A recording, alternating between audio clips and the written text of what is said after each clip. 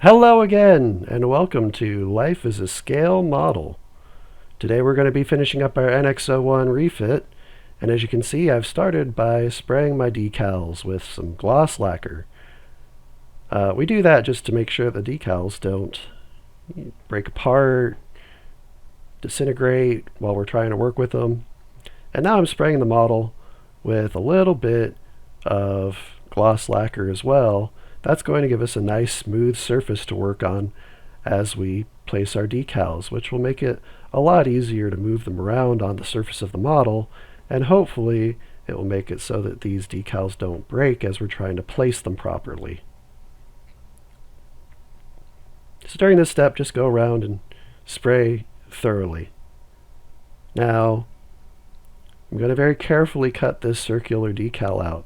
When I did the original NX, this is the decal that I started with as well. We're going to dive deep into some problems I ran into on this model, and I think as you'll be able to see in the next few minutes, this one decal right here, this tiny little donut-shaped decal that goes on the bottom of the saucer, ended up being emblematic of all the problems that I would eventually run into in completing this model kit. And it certainly opens up an avenue for discussion when it comes to how we as modelers prefer to build our kits. So I got my little donut-shaped decal cut out, and first thing I'm going to do is I'm going to dry fit to make sure that it's going to go where I want it to go. And I got it pushed in there back against the neck, and oh no, it won't fit because the neck is in the way. Now, there are two lines of reasoning that I considered as I was grumbling about this little development, as we'll call it. The first is that I kind of feel like round two maybe should have considered the idea that not everybody is going to build this model in subassemblies. The instructions do clearly say that some of these models were indeed designed to be built in subassemblies. So at least they were conscientious enough to place a warning for us. But some people may not have the skill or the know-how to do that. And so I feel like it would probably not been a whole lot of extra effort to just cut a notch into the decal the way I have done. The other line of thought with cutting the notch was, okay, I'll just cut my own notch. As we'll see in a minute or two, if I had that to do over again, I probably would have notched it a bit bigger so that it could fit a bit more snugly around the center ring that it's supposed to cover, because even having cut that small notch, there were some fitment issues with that decal. And unfortunately, because that decal didn't go on quite straight, the rest of the decals around it also were difficult to get put on the way I wanted them to. But when we're doing decals, we put a little microset on the model in order to kind of lube it up and give ourselves a little bit of playroom when it comes to moving our decals around before they actually start to adhere and set against the surface of the model. So that's all I'm doing. I'm putting my micro set, and now I'm going to start finagling the decal here in a second. I'm going to save all of my gripes for the notes, but it goes without saying here, at least for me, that this particular decal was a bit of a pain. Some of this was my own fault. We just glossed right over the whole spraying your decal sheet before you start putting decals on. But for my eagle-eyed viewers who maybe watched my previous videos or other projects that I've done, you may have noticed that I made a goof. I've learned a new lesson about spraying my decals, and that is that it is possible to get too much of a good thing. So my decals were kind of slimy. It mostly didn't affect the way that they went on the model, but I did have a couple of issues that we'll talk about later. You'll notice I tried to make sure I got that decal label number thing off of the decal paper before I went to work trying to place this decal. I didn't want to have N23 or whatever number that happened to be, sitting on my little sensor dome or whatever. So I just used my brush to take it off and throw it away. And now I'm just going to gently, with a combination of my paintbrush and my trusty Q-tip, just going to gently try to push this decal into place. I got a little impatient. Use my fingers here. Do what feels best, and just consider the strength and durability of your decals before you take any drastic measures. That would be my word of advice. I will say that now is probably as good a time as any to talk about the decals on this model. I am pretty much only experienced with round 2 models at this point.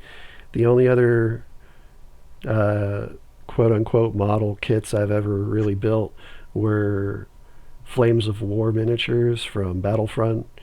Their decals were super tiny and super easy to work with, and they had no bad habits of like falling apart or anything like that. But with round 2, they usually get a bad rap because their decals are always too thick. Oh, they're too thick, I hear all over the internet. I hate working with AMT because their decals are so thick that you can hardly ever get them to sit flat against the model. Maybe round 2 heard all of the feedback coming from the internet. I have no idea, but just be warned that at least in this particular case with this Allies and Adversaries set, with the NX Refit in particular, the decals to me felt way too thin. They were really brittle. I did actually end up breaking a few decals along the way, and some of that may have to do with my overspraying it with the gloss lacquer, but I also imagine that some of that could be blamed on just how thin and delicate these decals are. So if you're planning on tackling this particular model, my word of advice would be to go extra slow with the decals and figure out how you're going to do all of that before you even dive into the model. Are you going to build the model as one big thing, or are you going to build it in sub-assemblies? If you're going to build it in some sub-assemblies, then it might not be so bad because you can put that decal on and then you can just put everything that goes below the saucer on after the fact, and it'll cover whatever portion of the decal is there underneath the neck. If you're going to do it as one big thing, then I would recommend cutting a larger notch in that circular decal just to make sure you get the clearances you need for it to go on straight. Now I finally got it where I like it, so now I'm going to take my microsol, and I'm going to put my microsol on it, and the microsol is going to kind of shrink it and help it conform to the surface of the model better. And now, instead of boring you with the entire decal process, I'm going to show you what comes after. So we're going to spray our model once again with some gloss lacquer. We're going to spray it top and bottom and all the way around. And what this is going to do is it's going to give it a nice solid layer that's going to seal those decals to the surface of that model, so that we don't have to worry about the decals peeling off in the future. So I did my bottom, and now I'm going to do my top just the same way. Notice as I spray that I'm using little U shapes, and I'm starting and stopping as the spray bottle is not pointing at the model. So before I swoop in there and spray it, I start, and then after I'm done, I stop. And now we're going to go and do the same process with our flat spray or our matte spray. And the matte lacquer is just going to dull everything down. If there's any silvering left over from the decal paper or whatnot, it's going to help to mitigate that, and it's just going to make our model look a little bit less like a toy and a little bit more like a real world starship might look. So we're good. We've done it on the bottom. We're going to do that on the top. This is just kind of a standard routine for me when it comes to models. And once we've got that done, we'll let that dry real well, and then we will essentially be done. And we will definitely move into the moment that you've all been waiting for, the starship, the sexy starship pictures. So here she is in all her glory with her decals. You can see we had some tiny decals that ran along the side of that secondary hull, and some that ran alongside along the side of the nacelles. And I took a good picture of that deflector dish because I really like that deflector dish. And then I took a picture of the back because I was really pleased with how my impulse engines turned out this time. Then I took a picture of the top. And I want to mention something, and I'm going to mention it in the notes, but I wanted to mention it, and I want to see if anybody else catches it before I get to the top. If you do, put it down in the comments and let me know what you see wrong with this picture. So with that in mind, let's move on to the notes. What did I learn as I built this model, and what could you in turn learn to make your experience a bit better? First of all, I ran into a lot of the same problems, quote unquote, that I ran into with the other NX model, the original NX model, in that there were parts of the model where I encountered seam lines, mostly on the warp nacelles. So, use your thumb and scrape your thumb across that nacelle seam line real well, top and bottom, and file it down or sand it down or whatever you're going to do to make sure you get a nice smooth transition between the two halves of those nacelles. I did once again fill the seams on the boom sections of the ship. I liked the way that it looked on the previous model, and it just made the model look way more like an actual starship instead of a model that had just been put together.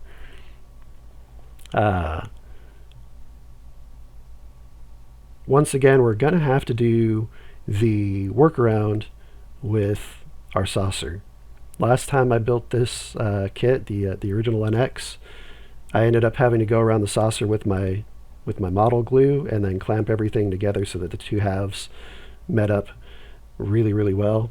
And I ended up having to do that same thing here. So just be prepared with the saucer to kind of sneak in a little glue around the outer edges of the saucer sections and then clamp them down so that they join together real tight.